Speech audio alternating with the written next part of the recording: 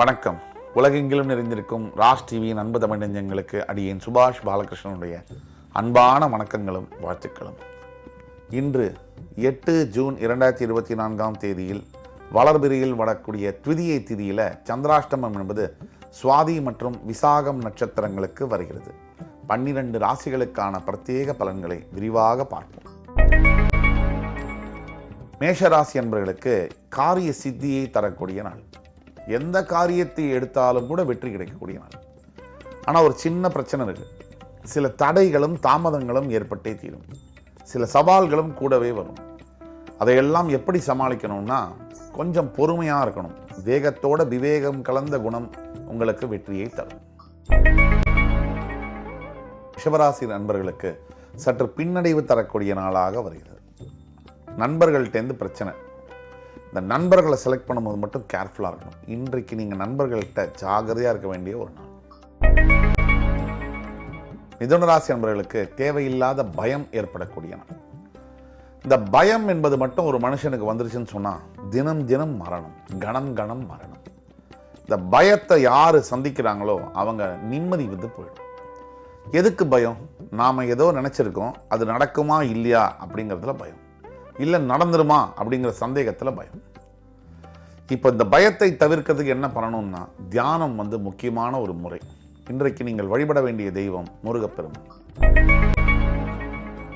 கடகராசி என்பவர்களுக்கு ஈன்ற பொழுதில் பெரிதுவக்கும் தன் மகனை சான்றோன் என கேட்ட தாய் அப்படிங்கிற அளவிற்கு மாதா காரகனான சந்திர பகவான் ஆட்சி பெறக்கூடிய உங்கள் ராசியில் இன்றைக்கு நீங்கள் உங்களோட பெத்த அப்பா அம்மா பெருமை அடைகிற அளவுக்கு ஏதோ ஒரு விஷயத்தை செய்ய போறீங்க.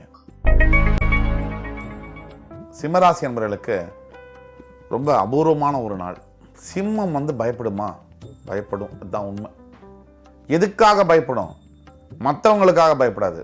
உங்களுக்கே கோபம் வந்துருமோ, உங்களால் அதை அடக்க முடியாதோ அப்படிங்கிற பயம் தான் உங்களை வாட்டி வதைக்கும். நிதானமாக இருக்க வேண்டியது அவசியம். இன்றைக்கு தியானம் செய்வது உகந்தது. கன்னிராசினியர்களுக்கு ஏதாவது நீங்கள் தான தர்மம் செய்ய வேண்டிய நாள். சாப்பாட்டுக்காக கஷ்டப்படக்கூடிய குழந்தைகளுக்கோ முதியவர்களுக்கோ, படிக்க முடியல, கல்வி வசதி இல்லைன்னு இருக்கிறவங்களுக்கோ 500 ரூபாய் கூட சரி, 1000 ரூபாய் கூட சரி, நீங்கள் செய்யக்கூடிய தர்மமானது உங்கள் தலையை காக்கும். துலாம் ராசினியர்களுக்கு அண்ணன் தம்பி அக்கா தங்கை இடையே கொஞ்சம் பிரச்சனைகள் தரக்கூடிய நாள். சகோதர சகோதரிகளின் மூலியமாக சில கருத்து வேறுபாடுகள் வரக்கூடிய வாய்ப்புகள் இன்று இருப்பதனால இன்றைக்கு நீங்கள் நிதானமாக போகிறது நல்லது. தேவையில்லாத விஷயத்தை பேசவே வேணாம். விருச்சிக ராசிக்கு ஜாக்பாட் அடிக்கக்கூடிய நாள். உண்மையை சொல்கிறேன், பல ஆண்டுகளாக ரொம்ப வாழ்க்கையில் கஷ்டப்பட்டு வாழ்க்கையின் விளிம்பில் இருக்கக்கூடிய அனைத்து விருச்சிக ராசி என்பவர்களுக்கும் மிகப்பெரிய யோகங்களின் ஆரம்பம் இன்று. தனுசு ராசியை பொறுத்த வரைக்கும் சோதனை என்பது புதிதல்ல. எத்தனையோ பார்த்தாச்சு. திருப்தி என்பது ஒரு மனிதனுக்கு வேண்டும். நீங்க பழக்கப்படுத்திக்கணும். திருப்தி அடைவதற்கான சோதனைகள் வந்தாத்தான் சாதனைகள் வரும். இன்று உங்களுடைய சோதனை, நாளைய வெற்றி. மகர ராசி என்பவர்களுக்கு ஏதோ ஒரு முக்கியமான விஷயம், கல்வி சார்ந்த, அலுவலகம், வேலை சார்ந்த விஷயம் உங்களுக்கு பாசிட்டிவான இதாக வரும். மனைவியிடமிருந்து அன்பும் பாசமும் ஆதரவும் கிடைக்கக்கூடிய நாள். அதை விட என்ன சார் வேணும்? வெற்றி உங்களுக்கு. கும்பராசினியர்களுக்கு மற்றவர்கள்டேந்து பரிவும் பாசமும் பெறக்கூடிய யோகம். அதாவது நாம மற்றவங்களுக்கு காதல் அன்பெல்லாம் காமிக்கிறோம், ஆனால் எல்லா மைண்டு, ஹியூமன் மைண்டு, மனித ஆத்மா எதை இயங்குது தெரியுமா? நம்ம கிட்ட யாராவது அன்பா பேச மாட்டாங்களா, அன்பா நடந்துக்க மாட்டாங்களா? அதை பெறக்கூடிய நாளாக இன்று வருகிறது. மீனராசி என்பவர்களுக்கு இன்று நாள் முழுவதும் ரொம்ப நல்ல நாள். எப்படின்னு கேட்டிங்கன்னா, நீங்கள் வேலை செய்கிற ஆஃபீஸில் உங்களோட பாஸ் உங்களை வந்து அப்ரிஷியேட் பண்ணக்கூடியது.